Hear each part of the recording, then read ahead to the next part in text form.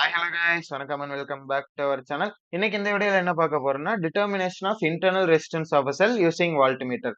அதாவது ஒரு செல்லோட இன்டர்னல் ரெசிஸ்டன்ஸை எப்படி வால்ட்மீட்டர் யூஸ் பண்ணி கண்டுபிடிக்கிறது, அதுக்கு சர்க்யூட் டயக்ராம் எப்படி போடுறது, ஈக்குவேஷன்ஸ் எப்படி டெரைவ் பண்றதுங்கிற பத்தி இந்த வீடியோல தெளிவா பார்ப்போம். ஃபர்ஸ்ட் வந்து இன்டர்னல் ரெசிஸ்டன்ஸ் ஆஃப் அ செல் அப்படின்னு என்னன்னு தெரியணுமா, அதுக்கப்புறம் தான் அதை எப்படி டிரைவ் பண்றதுன்னு பார்ப்போம்.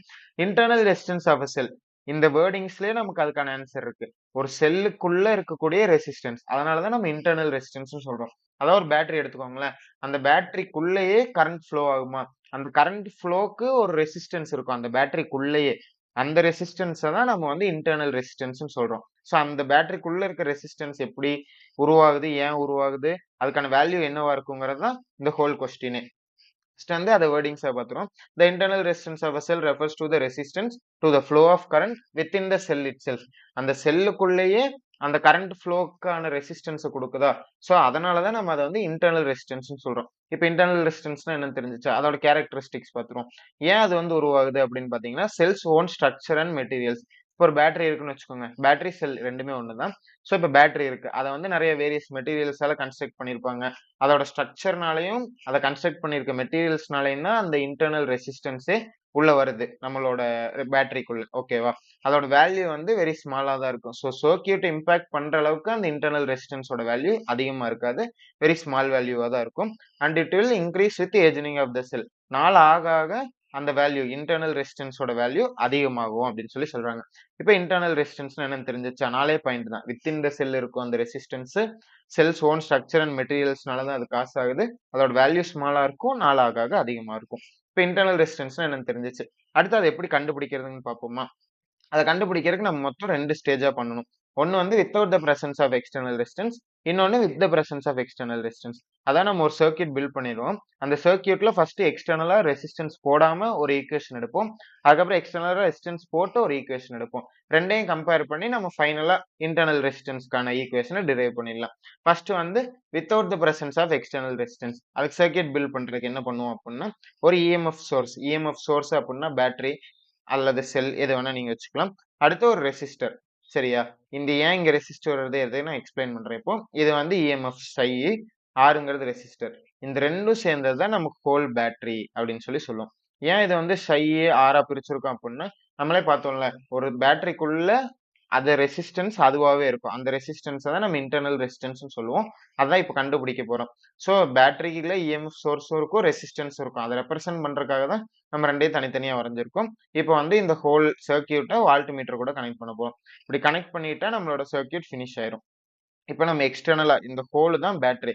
இந்த பேட்டரியை தாண்டி வெளியில நம்ம எந்த ரெசிஸ்டருமே கனெக்ட் பண்ணலையா, சோ அதனாலதான் இது வந்து without the presence of external resistance. இப்ப இந்த விக்கு நம்ம ஈக்குவேஷன் எழுதுனா என்ன கிடைக்கும், v is equal to psi minus IR. psiங்கிறது EMF of the cell, EMF இந்த செல் ப்ரொடியூஸ் பண்ணக்கூடிய வோல்டேஜ்.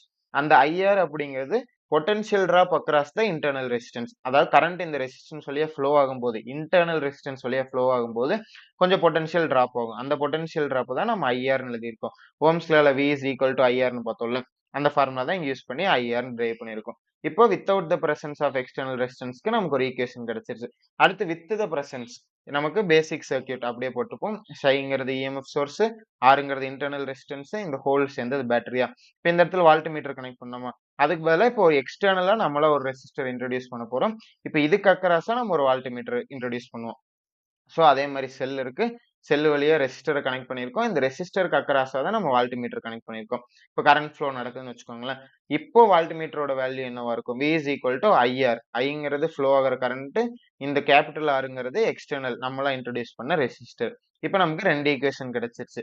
ஒன்னு வந்து without the presence of external resistance, அதோட ஈக்குவேஷன் என்னது, V is equal to psi minus IR. இது வந்து ஈக்குவேஷன் நம்பர் 1ன்னு வச்சுப்போம். அடுத்து with the presence of external ரெசிஸ்டன்ஸ்ல நமக்கு ஒரு ஈக்குவேஷன் கிடைச்சதா, அது V is equal to IR. இதை வந்து ஈக்குவேஷன் நம்பர் 2ன்னு வச்சுப்போம். இதுக்கப்புறம் ரீரைட் பண்ண போறோம் நமக்கு ஏத்த மாதிரி. ரீரைட் பண்ணி இந்த ஐஆரையும் வியும் எக்ஸ்சேஞ்ச் பண்ணி எழுதுனா IR is equal to psi minus V.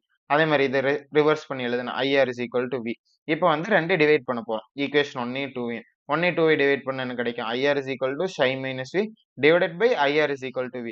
அப்போ இந்த ஐயும் இந்த ஐயும் கேன்சல் ஆயிரும். நமக்கு R by capital R is equal to psi minus V by V. அப்ப internal resistance na small r. So small r, internal resistance is equal to psi minus V divided by V into நம்ம introduce பண்ணக்கூடிய external resistance. அவ்வளவுதாங்க. So நம்ம பார்த்த whole கொஸ்டினையும் டக்குன்னு ஒரு quick சம்மரியா சொல்றேன். நீங்க ரீகால் பண்ணிக்கோங்க. ஃபர்ஸ்ட் தியரி பார்ட் பார்த்துருவோம். Internal resistance of cell. அது வந்து செல்லுக்குள்ளேயே இருக்கக்கூடிய ரெசிஸ்டன்ஸ். அத தான் நம்ம இன்டர்னல் ரெசிஸ்டன்ஸ்னு சொல்லுவோம். அதுதான் refers to the resistance to the flow of current within the cell itself. அடுத்தது வந்து ஏன் நடக்குதுன்னு பார்த்தீங்கன்னா, செல்ஸ் ஓன் ஸ்ட்ரக்சர் அண்ட் மெட்டீரியல்ஸ்னால அதோட வேல்யூ வந்து வெரி ஸ்மாலா இருக்கும். அதோட வேல்யூ வந்து ஏஜ் ஆக ஆக இன்டர்னல் ரெசிஸ்டன்ஸோட வேல்யூ இன்கிரீஸ் ஆகும். இதுதான் வந்து தியரி பார்ட். அடுத்து டிட்டர்மினேஷன் ஈக்குவேஷன் பார்ட்டுக்கு போனோம் அப்படின்னா 2 ஸ்டேஜ நம்ம கண்டுபிடிக்கணும். ஃபர்ஸ்ட் வந்து வித்தவுட் த பிரசன்ஸ், செகண்ட் வந்து with the presence of external resistance. Circuit diagram போட்டுருவோம். சர்க்யூட் டயகிராம்ல ஒண்ணும் இல்ல. பேட்டரிக்குள்ள இஎம்எஃப்யும் இன்டர்னல் ரெசிஸ்டன்ஸையும் நம்ம தனியா ரெப்ரசென்ட் பண்ணியிருக்கோம். இந்த ஹோல் பேட்டரியை இப்ப நம்ம வால்ட்மீட்டர் கூட கனெக்ட் பண்ணா ஆப்சென்ஸ் ஆஃப் எக்ஸ்டர்னல் ரெசிஸ்டன்ஸ் கிடைச்சிரும். அதாவது எக்ஸ்டர்னலா ரெசிஸ்டன்ஸ் கனெக்ட் பண்ணல. கரெக்ட்டா? இப்ப அடுத்தது பிரசன்ஸ் ஆஃப் எக்ஸ்டர்னல் ரெசிஸ்டன்ஸ்னா அதே மாதிரி பேட்டரிய டைரக்டா வால்ட்மீட்டர் கூட கனெக்ட் பண்ணாம நம்ம எக்ஸ்டர்னலா நம்ம ஒரு ரெசிஸ்டர் இன்ட்ரோடியூஸ் பண்ணியிருக்கோம். இப்ப இதுக்கு அக்ராஸா நம்ம வால்ட்மீட்டர் கனெக்ட் பண்ண போறோம். இவ்வளவுதான் 2 சர்க்யூட் டயகிராம். நீங்க டைரக்டா பார்க்கும்போது அதாவது சைடு பை சைடு பார்க்கும்போது உங்களுக்கு ஈஸியா புரிஞ்சிரும். பிரசன்ஸ்னா என்ன, வித்தவுட் பிரசன்ஸ்னா என்ன அப்படின்னு சொல்லிட்டு. இப்ப 2க்கு ஈக்குவேஷன் எழுதிருவோமா? ஈக்குவேஷன் என்ன? V is equal to psi minus IR. இந்த psiங்கிறது EMF ஆஃப் த செல். இந்த ஐஆர்ங்கிறது potential drop across the internal resistance. இந்த இன்டர்னல் ரெசிஸ்டன்ஸ் தாண்டி வரும்போது என்ன பொட்டன்ஷியல் டிராப் நடக்கும்? ஓம்ஸ் லா யூஸ் பண்ணி V is equal to IR போட்டிருக்கோம். இந்த ஐங்கிறது கரண்ட், இந்த ஆர்ங்கிறது இன்டர்னல் ரெசிஸ்டன்ஸ் ஆஃப் செல். அதே மாதிரி இதுக்கான ஈக்குவேஷன் எழுதுனா V is equal to IR. ஐங்கிறது இந்த ஃப்ளோ ஆகிற கரண்ட், ஆர்ங்கிறது நம்ம இன்ட்ரோடியூஸ் பண்ண எக்ஸ்டர்னல் ரெசிஸ்டன்ஸ். இப்ப இதை ரீரைட் பண்ண போறோம். எதுக்கு? ஐ எல்லாம் வந்து லெஃப்ட் சைடு வர்ற மாதிரி ரீரைட் பண்ணணும். அதை ஞாபகம் வச்சுக்கோங்க. IR is equal to psi minus V. இந்த லெஃப்ட் சைடு கொண்டு போறோம். V இந்த பக்கம் கொண்டு போறோம். இந்த இடத்துல இது ஐஆர் இருக்கு. இந்த பக்கம் ஒரே டேர்மா இருக்கு. அதனால அப்படியே ஃபிளிப் பண்ணி எழுதிக்கிறோம். IR is equal to V. I எல்லாம் வந்து லெஃப்ட் சைடுல வேணும். அதை மட்டும் ஞாபகம் வச்சுக்கோங்க. அப்ப டிவைட் பண்ணோம் அப்படின்னா IR is equal to psi minus V divided by IR is equal to V. I I cancel ஆயிரும். R by capital R is equal to psi minus V by V. Capital R right side கொண்டு போய் எழுதுனா நம்ம whole equation முடிஞ்சு. R is equal to psi minus V by V into capital R. அவ்வளவுதாங்க. சிம்பிளா என்னால முடிஞ்ச அளவுக்கு சிம்பிளிஃபை பண்ணி தெளிவா ஒன்னே நான் எக்ஸ்பிளைன் பண்ண ட்ரை பண்ணியிருக்கேன். இந்த வீடியோ உங்களுக்கு புரிஞ்சிருக்கும்னு நினைக்கிறேன். புடிச்சிருக்கும்னு நினைக்கிறேன். சோ அந்த மாதிரி புடிச்சிருச்சு அப்படின்னா லைக் பண்ணுங்க, கமெண்ட் பண்ணுங்க. புரியல ஏதாவது டவுட்ஸ் அண்ட் ஃபீட்பேக்ஸ் வேற மாதிரி சொல்லியிருக்கலாம். இன்னும் தெளிவா எக்ஸ்பிளைன் பண்ணணும்னு எதிர்பார்த்தீங்க அப்படின்னாலும் அத கமெண்ட்ஸ்ல சொல்லுங்க. நான் அதை அட்ரஸ் பண்ணி திருப்பி வேற வீடியோவோ இல்ல கிளாரிஃபிகேஷன் வீடியோவோ நான் எக்ஸ்பிளைன் பண்ண ட்ரை பண்றேன். தேங்க் யூ ஃபார் வாட்சிங்.